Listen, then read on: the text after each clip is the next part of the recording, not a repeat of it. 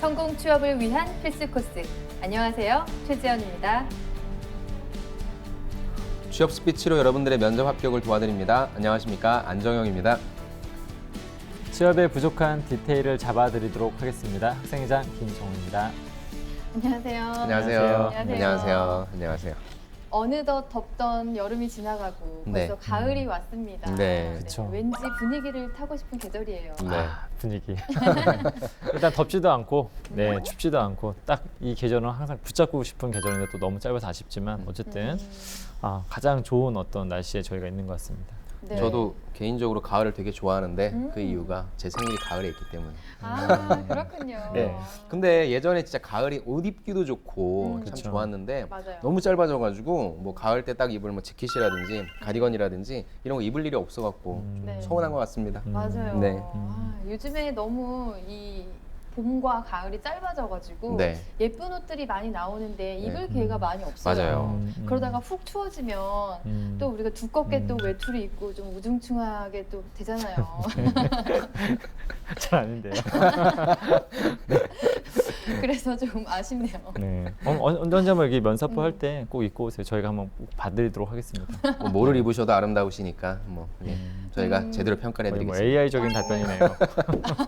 AI. AI 답변 AI. 네. 아 정말 얄미우셔.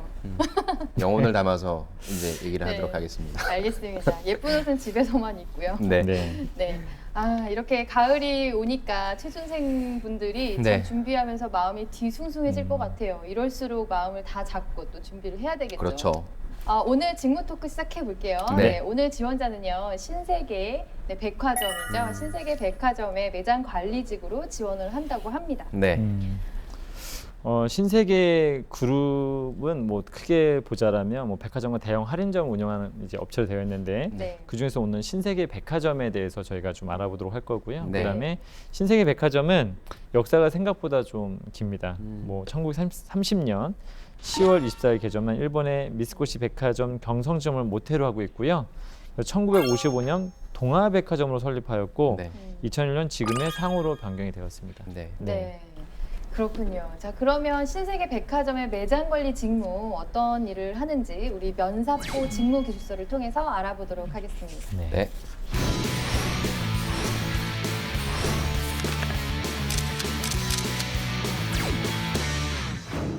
네, 신세계 백화점의 매장 관리 직무인데요. 네, 매장 관리 담당자를 우리가 SM이라고 부르고 있어요. 네. 세일즈 매니저인데요. 네. 판매 관리자죠. 네. 산업 현장에서 발생하는 모든 제반 사항들을 관리하는 업무인데 이 매장 관리 업무는 크게 4가지 업무로 요약을 해볼 수가 있습니다. 네. 첫 번째는 매출 관리인데요. 일별, 월별, 연간 매출 목표 수립, 시즌별 프로모션, 행사 기획 이런 업무를 하고요. 네. 두 번째 매장 관리, 안전 관리 상태라든지 청결 상태 점검.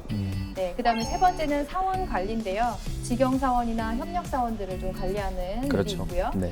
마지막 네 번째는 고객 관리 업무입니다. 고객 맞이, 고객 유지, 서비스 관리 업무가 되겠네요. 저는 이걸 외우라고 해요. 매매 사고라고 해서 네 가지 네. 매매 사고를 외워라. 라고 네, 얘기합니다. 매매 사고 맞네요. 네 가지. 자, 그러면 우리 매장 관리 직무 어떤 그런 역량을 갖춰야 되는지 지식, 기술, 태도로 나눠서 알아보도록 하겠습니다. 네. 먼저 어떤 지식이 필요한가요? 먼저 이게 매장 관리기도 한데 영업 관리잖아요. 영업 관리의 가장 중요한 부분은 매출 관리이기 때문에 맞습니다. 네. 저는 엑셀 그러니까 숫자를 다룰 수 있는 능력 그 부분이 좀 가장 우선적인 지식이 돼야 될 것 같습니다. 네. 근데 저는 뭐 기본적으로 좀 인적 관리의 이해 같은 거 좀 필요하고요. 맞아. 그다음에 또 요즘에 뭐 신세계가 굉장히 좀 강조하는 것 중에 하나가 인문학을 굉장히 강조를 많이 하고 있습니다. 네. 직접 뭐 이전에 한번 정영진 회장이 한번 그 인문학 강의를 직접 할 정도로 좀 약간 이쪽에서 그런 걸 많이 강조하는구나라는 걸 좀 느끼게 됐었는데요. 네. 일단 기본적으로 저는 인문학에 대한 이해도 좀 필요하다. 왜냐하면 인문학이 결론 사람에 대한 그렇죠. 이해 아니겠습니까? 네. 근데 이 세일즈 매니저 같은 경우에는 SM 같은 경우에 결론 사람들을 상대하기 때문에 특히나 요즘 뭐 자칫 잘못하면 요즘에 갑질 막 이런 거 나오지 않습니까? 네. 그래서 그러한 어떤 부분에서 사람의 어떤 심정이나 사람의 어떤 마음을 이해하고 읽을 수 있는 것도 되게 중요하기 때문에 저는 지금 인문학적 소양 같은 것도 이쪽 분야에서 뭐 어떤 아이디어를 만들어내기 위해서 중요하겠지만은 네. 좀 더 어떤 관리자로서도 굉장히 중요한 덕목인 것 같습니다. 네. 또 뭐가 있을까요? 인적 자원 관리라는 거에 대한 이해, 그쵸. 뭐 조직 관리에 대한 이해가 좀 필요할 것 같아요. 네. 그리고 또 이제 아무래도 내가 이 매장 전체를 운영하는 그걸 관리하는 부분이기 때문에 마케팅적인 맞아요. 어떤 그런 지식도 좀 필요할 것 같습니다. 네, 마케팅 지식. 네. 그리고 또 고객 관리이기 때문에 기본적인 CS 마인드 맞아요. 이런 부분들도 또 좀 네. 어떠한 상황에서 어떻게 대처해야 되는지에 대한 매뉴얼 정도 맞아요. 네, 이런 것들을 알고 있어야 될 것 같습니다. 네, 고객 심리, 고객 관리 네. 지식 이런 것들이 필요하고요. 또 역시나 또 트렌드에 대한 이해가 좀 그렇죠. 있어야 그렇죠. 되겠죠. 브랜드 그렇죠. 관련 지식 네. 이런 것들이 필요합니다. 네. 네, 그러면 어떤 기술이 필요한지 필요 기술로 넘어가 보겠습니다. 저는 제일 중요한 게 어찌됐건 사람과 만나잖아요. 네. 근데 고객은 둘이잖아요. 네. 외부에 진짜 고객이 있을 거고 내부에 우리의 직원, 협력사원 이런 분들과의 커뮤니케이션이 제일 중요할 것 같아요. 그래서 네. 저는 필요한 기술 중에 이렇게 의사소통 기술. 예, 네. 그 부분을 좀 말씀드리고 싶네요. 의사소통 기술. 네. 저는 좀 데이터 분석 능력을 좀 말씀드리고 싶은데요. 결론적으로는 10개, 20개라는 거를 본인이 거기서 지금 판매를 하는 것이 아니기 때문에 어떠한 데이터를 가지고 결정을 해야 되거든요. 예를 네. 들면 이 시기에 이 시점에는 예를 들면 그 세일을 한다든지 어떤 프로모션을 가한다든지 그렇죠. 이런 어떤 시기적절하게 어떤 데이터를 가공해서 어떤 분석해서 거기에 따른 어떤 프로모션이나 이런 것들을 또 열 수 있는 역량을 또 뽑고 싶습니다. 맞아요. 네네. 분석력과 기획력 이런 게 있어야 될 것 같고요. 네. 또 트렌드를 파악할 수 있는 그런 파악 능력, 네. 뭐 빠르게 하는 능력, 그 다음에 판매 기술. 뭐 매장 관리니까 그쵸. 판매 기술 예, 빼놓을 그쵸, 수가 없을 그쵸. 것 같아요. 네네. 네, 고객 응대 기술 뭐 네. 이런 것들 필요하고. 네. 그 다음에 뭐 우리가 또 문서 작업을 해야 되잖아요. 그래서 데이터 활용 능력이나 컴퓨터 작성 능력, 네, 맞습니다. 문서 작성 능력이죠. 네. 이런 것들이 필요하다고 볼 수 있습니다. 네. 자, 그러면 직무 수행 태도로 넘어가 볼게요. 네. 네. 어떤 태도가 중요할까요? 일단 뭐 아까 우리가 얘기했던 매매 사고라고 한다면 꼼꼼해야 될 것 같아요. 숫자를 제대로 볼 줄 알아야 되고 사람을 제대로 볼 줄 알아야 되고 매장을 네. 제대로 볼 줄 알아야 되는 꼼꼼함이 좀 필요할 것 같습니다. 네, 꼼꼼함. 네. 일단 뭐 이게 목표가 있잖아요. 매출 목표가 있기 때문에 목표를 설정하고 그걸 달성하려는 적극적인 태도 이게 좀 필요할 것 같고요. 네. 그다음에 리더십이 저는 그렇죠. 또 필요하다고 생각해요. 그렇죠. 외장 관리를 그렇죠. 하려면 포함된 어떤 인력도 관리를 해야 되기 때문에 네. 네, 그리고 잘 하고 있는 어떤 매장을 돌아다니면서 이게 경쟁 업체가 됐건 뭐 벤치마킹을 하기 위한 적극적인 활동, 답사 활동 이런 것들도 좀 필요하다고 봅니다. 네, 네. 맞습니다. 네, 그럼 이제 마지막으로 직업 기초 능력을 기준으로 했을 때 네. 어떤 능력을 좀 강조하면 좋을지 한번 얘기를 나눠볼게요. 저는 좀 문제 해결 능력을 좀 뽑고 싶은데 네, 일단 기본적으로 매장에서 일하는 모든 일 자체가 각양각색의 문제이지 않겠습니까? 네. 맞아요. 보통 관리자들이 약간 문제 인식을 못 느낄 때 가장 큰 문제가 되거든요. 뭔가 매너리즘에 빠진다거나 그냥 똑같은 어떤 현상을 봤을 때 원래 저러니까 라고 하게 되면 사실 발전이 일어나지 않는데 네. 유능한 관리자 같은 경우는 항상 문제를 항상 새로운 어떤 시각으로 보고 인식하고 그걸 개선하면서 계속 뭔가 발전하지 않겠습니까? 네. 그런 측면에서 제가 봤을 땐 좀 문제 해결 능력을 좀 해결 뽑고 능력. 싶습니다. 네. 저는 뭐 조금 다른 부분에 있어서의 얘기일 수 있는데 네. 직업윤리라고 하는 부분 강조하고 싶어요. 예를 들어서 직업윤리요? 네. 백화점이라고 하는 하나의 플랫폼 안에 수많은 이제 협력 업체들과 같이 일을 하게 되면 네. 백화점이 자칫하면 이제 갑의 위치에 서서 아까 말씀하신 뭐 다른 성격이긴 하지만 갑질할 수 있거든요. 네. 그런 때 있어서 기준과 원칙을 세워서 그 내에서만 움직이려고 하는 어떤 본인만의 직업윤리 의식 그런 부분도 좀 중요할 것 같습니다. 네. 저는 대인관계 능력 좀 강조하고 싶은데요. 그 안에 리더십도 있고요. 또 갈등이나 또 업체와의 협상 능력이나 또 고객 서비스 능력이 다 포함되어 있기 때문에 네. 대인관계 능력이 좀 중요할 것 같습니다. 네.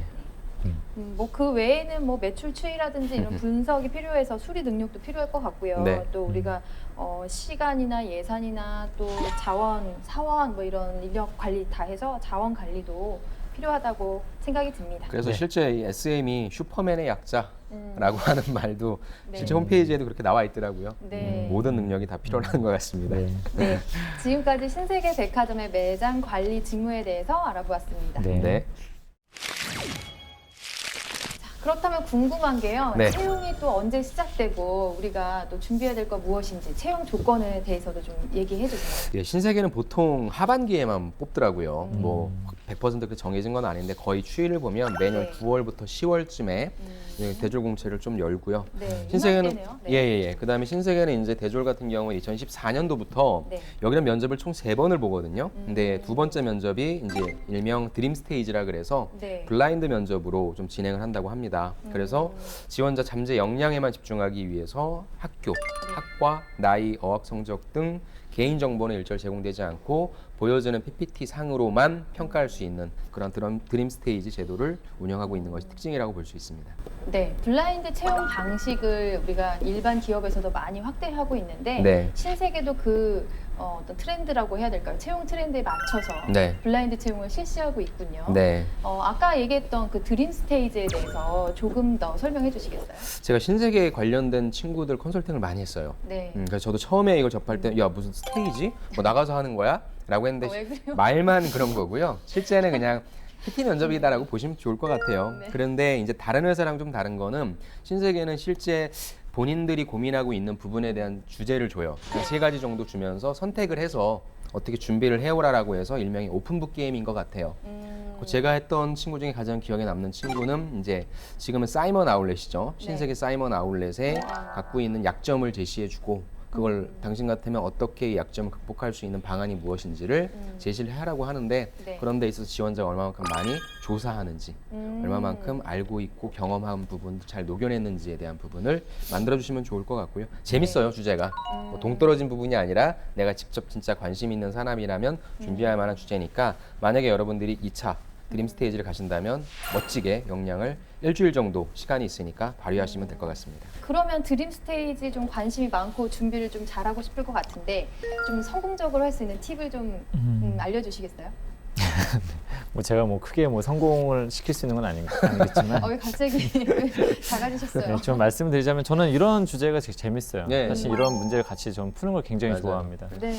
그래서 약간은 저는 이런 걸 좀 할 때 또 유통업이기 때문에 일단 무조건 현장을 많이 가봐야 된다. 맞습니다. 예를 네. 들면 나는 10군데 갔다 왔다. 우리 회사 그리고 경쟁사들도 몇 군데 갔다 왔다. 비교 분석 이런 게 좀 나와야 되는데 맞아요. 생각보다 매장과 연관된 질문이 나왔었을 때 너무 한 개의 매장 정도를 분석하고 뭔가 결론 도출하는 건 굉장히 위험하다. 그래서 그렇죠. 현장을 좀 충분히 많이 가봤던 것들을 좀 많이 일부러 좀 저는 서두에 항상 넣으라고 얘기하거든요. 네. 면접에서도 마찬가지고 그 다음에 또 발표 능력에서도 분명히 차이가 날 수 있거든요. 네. 그러니까 이게 조금씩 미세한 차이인데 발표 같은 부분에서도 이게 완전히 이건 애워야 된다. 저는 발표에 대해서 좀 씹어 먹을 정도가 돼야 된다라고 얘기합니다. 왜냐하면 뭔가 좀 어설프다라는 느낌을 줄 때가 많기 때문에 발표 이런 거에서 좀 더 내용을 충분하게 숙지한 다음에 수백 번의 어떤 연습이 좀 필요하다고 좀 말씀을 드려보고 싶고요. 네. 그 다음에 PT이기 때문에 질문을 하지 않습니까? 네. 그렇게 되면 무조건 질문 수없이 많은 질문들에 대한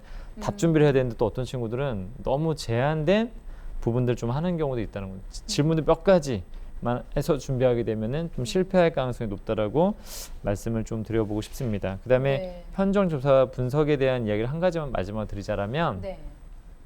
제가 봤을 때는 학생이 이걸 하다 보니까 학생이 고객의 관점에서 너무 푸는 경우들이 많습니다. 네. 그게 뭔가 고객의 관점은 맞는데 고객과 우리 회사의 상황을 이해를 해야 되거든요. 근데 너무 한 걸 보게 되면은 가끔씩 매장 조사나 이런 것들을 보게 네. 되면 너무 동떨어진 약간 회사에서 바꿀 수 없는 것들을 막 제시한다거나 네. 약간 너무 뭐 예를 들면 물건이 있으면 너무 비싼 것 같아요 이런 표현을 쓰는 사람들이 많습니다. 그래서 그렇죠. 싸줬으면 좋겠다 이런 학생들 관점 혹은 아니면 인테리어가 더 고급스러워야 되겠다. 근데 사실은 그거는 전부 다 비용에 대한 문제이기 때문에 사실은 그렇죠. 네. 뭔가 회사와 이 뭔가 비용을 들이지 않으면서도 뭔가 바꿀 수 있고 개선할 수 있는 것을 얘기해야 되는데 그런 부분들이 좀 많이 부족한 경우들이 많다는 것도 좀 말씀을 드려보고 싶습니다. 네. 자료 준비하는데 좀 많이 도움이 될 것 같아요. 일단 저도 동의하는 부분이 그 현장 방문이거든요. 네. 신뢰도와 타당도를 높이려면 그쵸. 일단 데이터가 많아야 되는데 뭐 집 앞에 동네에 그렇죠. 가장 한 곳, 뭐 내가 즐겨 찾던 한 곳, 요거는 본인에게만 의미 있는 거지. 그렇죠. 회사한테는 전혀 그렇게 큰 의미는 아니거든요. 그 그쵸. 부분을 좀 잘 생각을 해주셨으면 좋겠습니다. 맞습니다. 그러면 이제는 우리 지원자가 준비한 입사 지원서를 보면서 컨설팅을 시작해 보도록 하겠습니다. 네. 네, 이력서 먼저 보도록 하겠습니다. 전공을 보니까 이제 브라질학, 네, 영어 통번역학 이렇게 되어 있네요. 그리고 해외 경험이 좀 많아요. 네. 그 중에서도 해외 파견 인턴?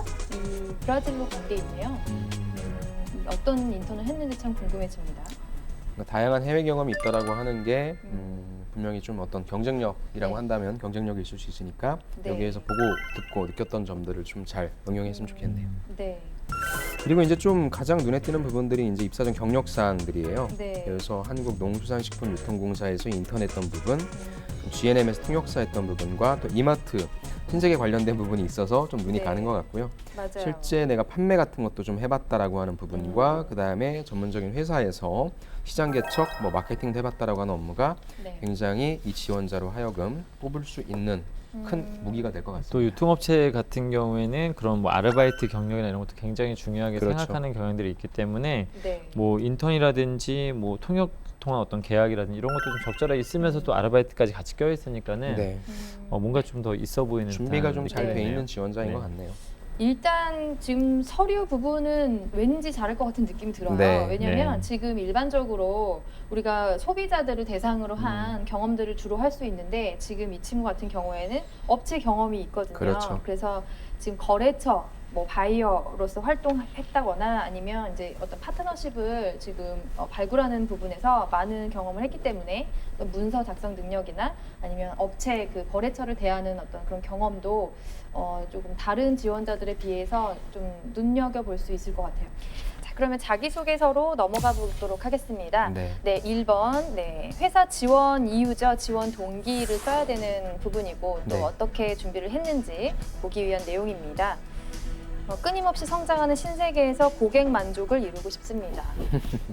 저는 이 부분이 조금 아쉬웠어요. 네. 그러니까 결국에는 직무 지원 동기와 회사 지원 동기를 적은 것 같은데 네. 직무 지원 동기는 그래 이런 경험들을 했으니까 이쪽에 좀 관심이 있을 수 있겠구나라고 네. 생각을 할 수 있을 텐데 그럼 왜 신세계 백화점인지에 대한 부분이 본인이 없죠. 경험을 했건 지식적으로 알았던 부분이건 해야 되는데 네. 내가 신세계 빵집 옆에 있는 빵집에서 아르바이트하면서 직접적인 성장을 봤다. 이게 빵집을 뭐 10년 정도 아르바이트한 건 아닐 텐데 네. 그래서 그 부분에 있어서 조금 귀여웠다고 얘기할 수 있을 것 같고요. 이 부분은 보완해야 될 것 같아요. 첫 번째 직무 경험은 괜찮았는데요. 두 번째에서 MD 얘기가 나오더라고요. 네. 저는 그래서 이 얘기를 꼭 써야만 될까라고 하는 부분, MD 쪽을 지원하는 게 그럼 맞지 않을까라고 하는 인상을 줘서 끝까지 읽어보면 그렇지도 않을 수 있겠다는 생각이 드는데 네. 자칫 얼핏 봤을 때는 MD를 왜 썼지라고 하는 생각이 약간 들더라고요.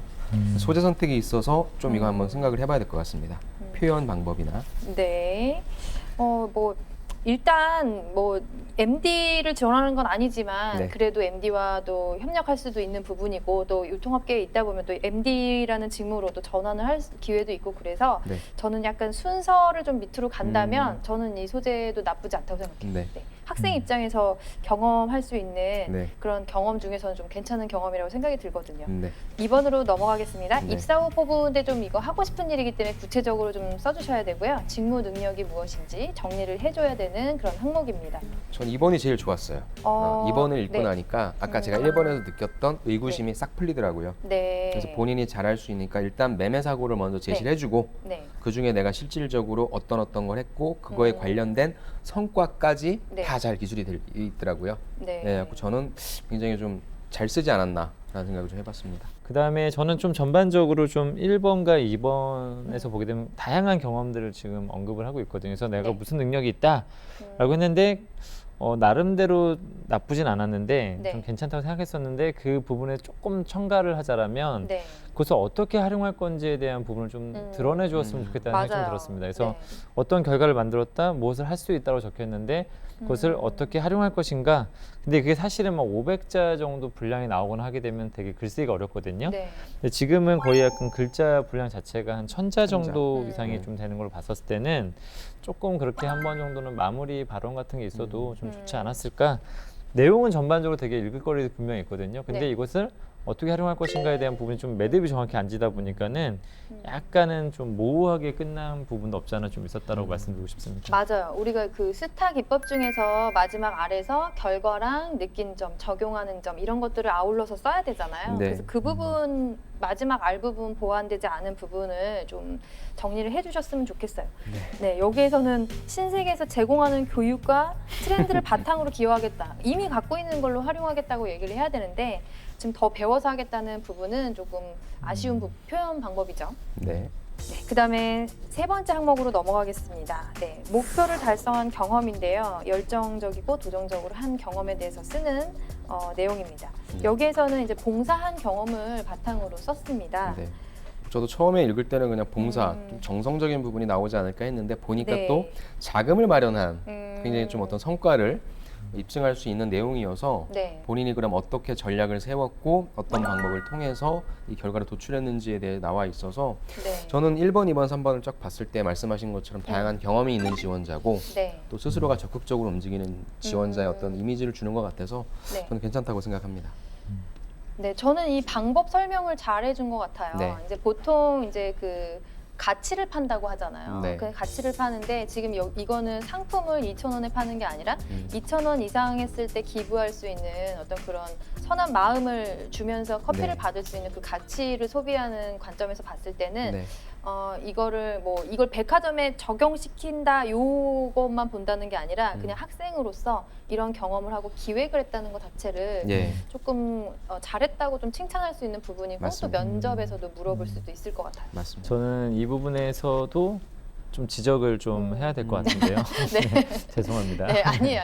지적을 하자라면 사실은 이거는 너무 우리라는 관점이 너무 강합니다. 우리가 맞아요. 이렇게 했다고보다는 나의 역할에 대해서 분명히 좀 설명해 주실 필요가 있을 것 같습니다. 그렇죠. 어떠한 목표가 있었을 때 나는 어떠한 역할을 맡았고 내가 맡은 역할을 어떻게 몰입해서 했는가가 사실 좀 중요하고 몰입이라는 거는 어떻게 맞아요. 보면은 좀 시간적 관점이 반드시 좀 나와야 되는 부분 중에 하나인데 물론 좀 디테일하게 들어가자면 좀 그렇게 될 수 있는데 좀 네. 그 부분이 좀 들어왔습니다. 나의 역할과 몰입을 어떻게 했는가가 나왔으면 좋겠는데 우리 팀이 좀 이렇게 이것을 해냈다라는 느낌. 약간 저는 그렇죠. 제가 봤을 때는 좀 여기서 말하는 거는 뭔가 어떤 상황에서 어떻게 행동했는가를 좀 봐주는데 제가 볼 때는 약간 좀 결과론적인 부분들 약간 그런 부분 그리고 몰입이라기보다는 네. 좀 아이디어에 좀 가까운 좀 이런 부분이 좀 더 기술이 된 듯한 느낌이 있어서 네. 제가 보는 관점은 내용은 되게 좋아요. 내용은 네. 되게 좋고 아이도 좋은데 약간은 더 이렇게 좀 엄하게 좀 학생들을 다스리자라면 네, 역할을 오늘 엄한 역할 네, 하실 역할 거군요. 강조해야 된다. 네. 네. 근데 진짜 맞는 말씀 하셨어요. 네. 이게 경험을 볼 때 우리가 지원자의 어떤 이야기를 듣고 싶은 건데 다 같이 한 거는 필요 없거든요. 사실 안 궁금해요. 이 사람이 잘하는 방금 왜냐면 이 사람이 잘하는 걸 얘기를 해줘야 아 정말 우리가 채용하고 싶다 이러는데 우리 다 같이 잘했습니다 하면 그거는 채용할 수 없잖아요. 그래서 그거는 진짜 분명하게 1인칭 시점에서 내가 한 성과, 행동 위주로 잘 정리를 해주셔야 됩니다. 지금까지 입사 지원서를 보면서 컨설팅을 해보았습니다.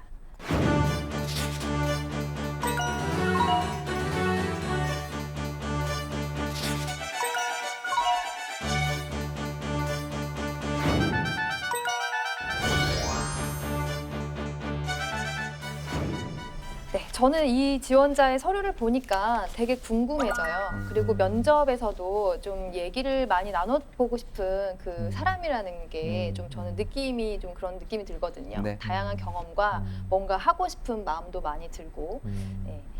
그래서 빨리 만나보고 싶은데요.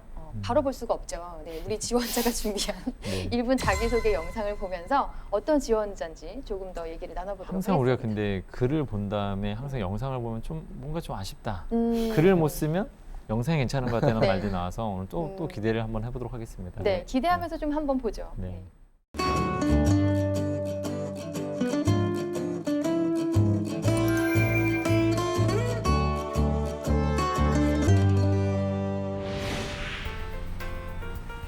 안녕하십니까. 내장 관리 직무에 지원하는 정한봄입니다. 밝아서 너무 저는 좋은데요? 애들과 22살 차이가 나는 가정의 늦둥이로 태어났습니다. 게다가 부모님이 소통을 중시하시며 저는 어렸을 때부터 다른 사람의 말을 귀 기울이고 그 상대방의 입장에서 상황을 이해하려는 노력을 하며 성장했습니다. 이런 부분 좋은 것 같아요. 실제로 어른과의 저는 어떤 관계 부분. 공사 해외 파견 인턴으로 활동하며 이와 같은 소통 능력을 바이어분들께 인정받고 실적을 냈던 경험이 있습니다. 제가 생각하는 매장 관리 직무는 고객님들과 최적점에서 고객님의 니즈를 파악하며 매출을 신장시킬 수 있는 보람 있는 직무입니다.